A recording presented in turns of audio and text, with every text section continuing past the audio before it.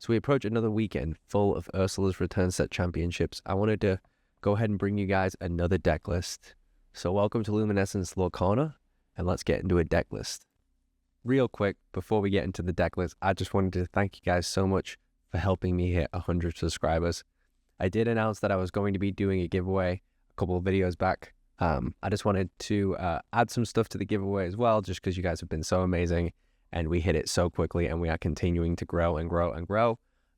We are almost at 130 subs now, so once we hit 200, I'll do another giveaway as well. But I just wanted to go ahead and give away an Ursula's Return starter deck. I did get a lot of comments about people being fairly new to the game, so I just wanted to give away a starter deck so you guys could get into the game if you haven't already, get cards in your hand and start playing. I do like this Ursula's Return starter deck as well. I think the cards in it are pretty solid, and it's a decent way to get into the game. My nephew plays this deck, so it's a very, very fun deck to play and an easy deck to learn. And on top of that, I'm of course going to be giving away the golden pack at the end of Ursula's Return Quest. I did say in the last video it is opened, just because I didn't know what the card was and I wanted to see it. But you will receive the card and the packaging with the card inside as well. I'm not going to say what the card is for the people that haven't seen it already. But that will be the giveaway, and all you guys have to do to enter this giveaway is subscribe. So all you got to do is be subscribed to my channel, and you're entered. So I will go ahead and announce the winner of the giveaway in a week. So a week from when this video is posted, in that video, I will be announcing the winner of the giveaway. Thank you guys again so much. Let's get into the deck. The next deck I'm going to recommend bringing to set championships is going to be Ruby Amethyst. Ruby Amethyst is a very consistent deck that will help you win matches throughout Swiss and reach the top cut. This deck is going to play consistently throughout your set championships, and it has very easy lines that you can see and follow. This deck is very hard for some decks that want to be slower to deal with, because you're going to be very quick and go at them fast.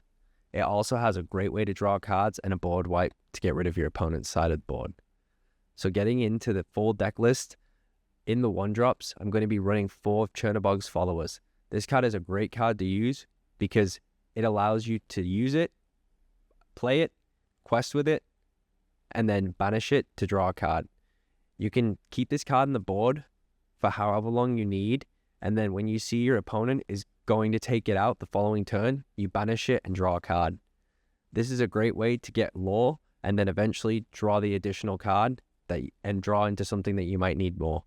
So this card is great because it really can be a trick that you can use where you can play it and quest with it, and then if your opponent doesn't deal with it, you don't banish it and keep going until you know your opponent's going to take it out, then banish it, draw the card.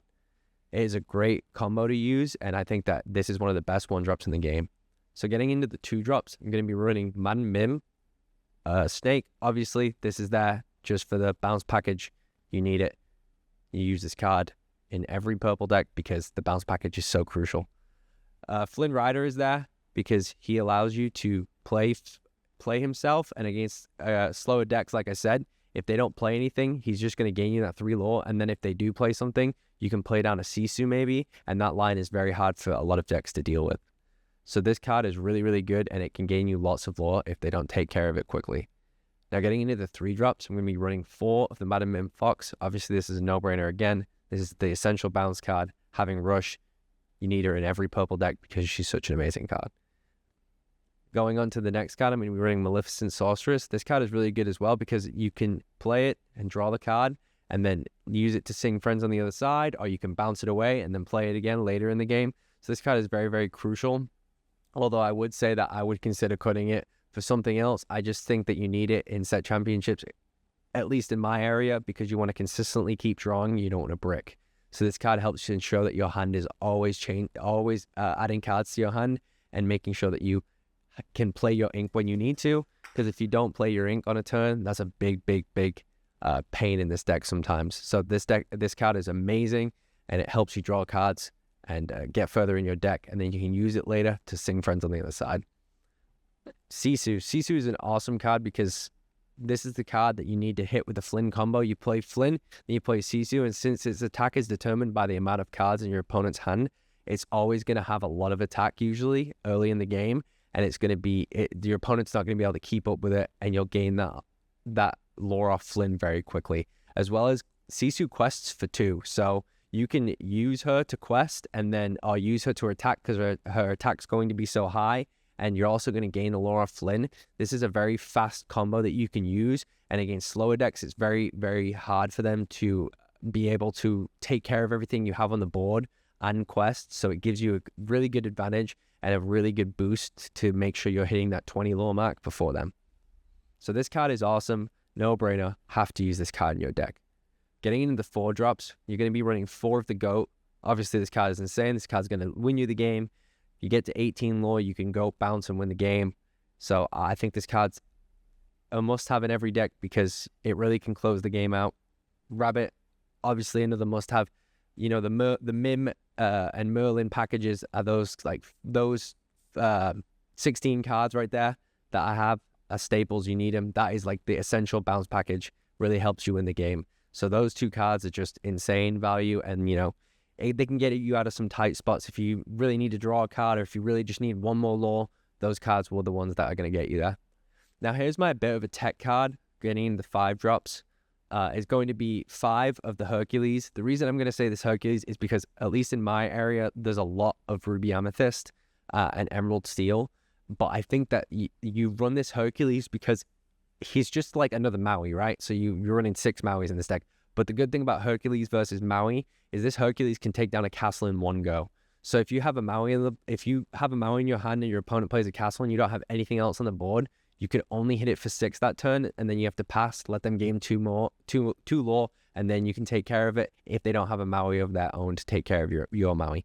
So Hercules is a really good option to play and just hit the castle in one go, and then they have to deal with the Hercules. Yeah, he only has 3 health, but they have to deal with him. Otherwise, you're going to hit something else and kill it. Oh, banish it. Apologies, banish it.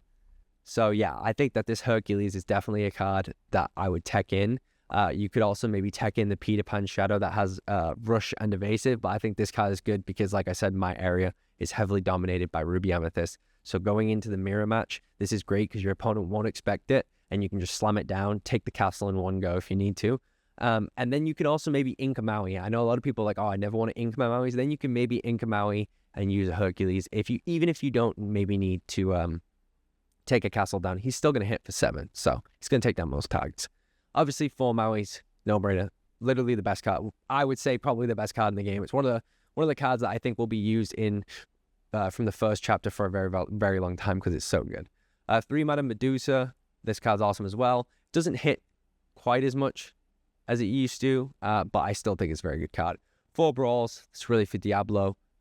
Although Emerald Steel isn't as popular, and it's probably going to fall out of favor more with the announcement of the errata on Buchot, I still think that you need Brawls in this deck.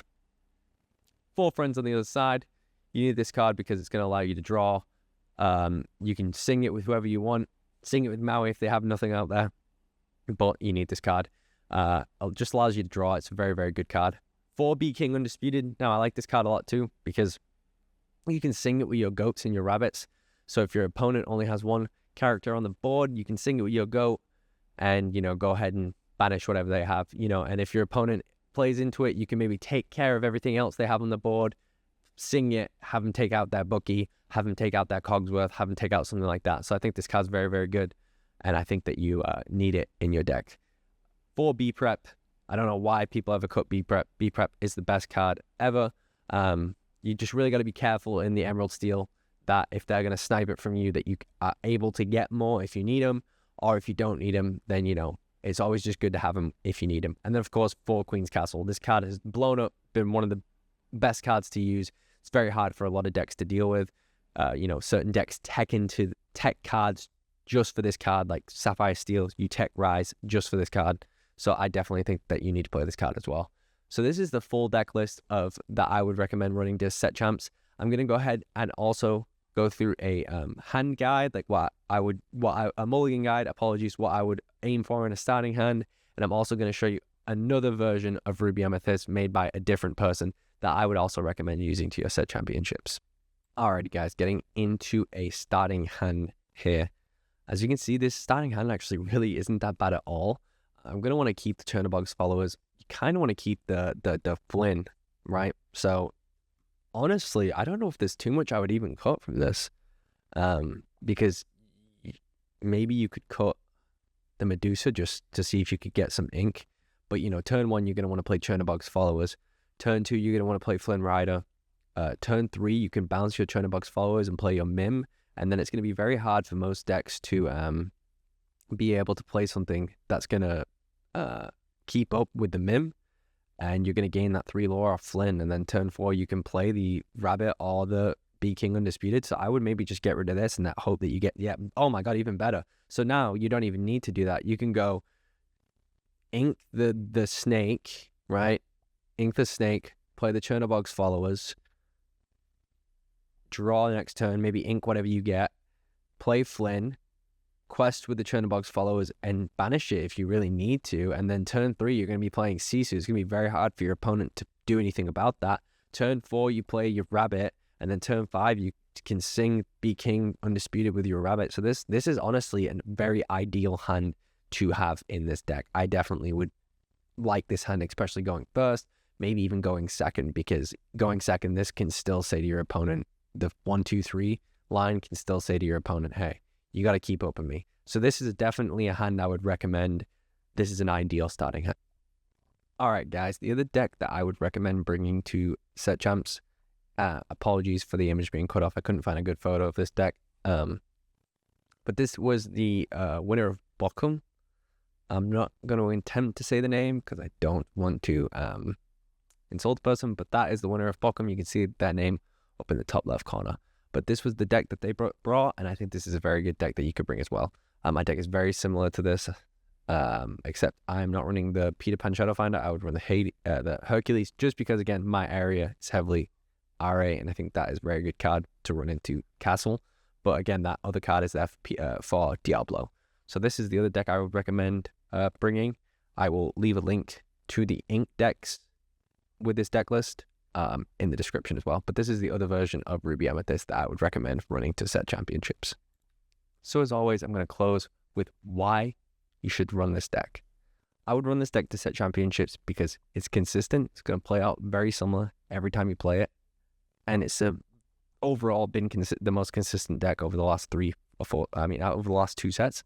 So it's a very consistent deck. It can be a problem for slower decks. For decks playing very slow, this deck will make your opponent speed up to deal with you. Otherwise, you're just going to hit 10 before they can do anything, and then you're just going to beat them to 20. And this deck is probably one of the cheaper decks out of the meta, considering some of the meta decks are getting very, very, very expensive.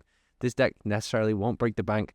The core cards of this deck are cheaper, and then there's some more expensive cards that you can throw in or substitute out if you don't have them. So I think this deck is a very, very safe bet. It's very consistent. Lots of people are running this deck. So this deck is a very good deck to use to set championships.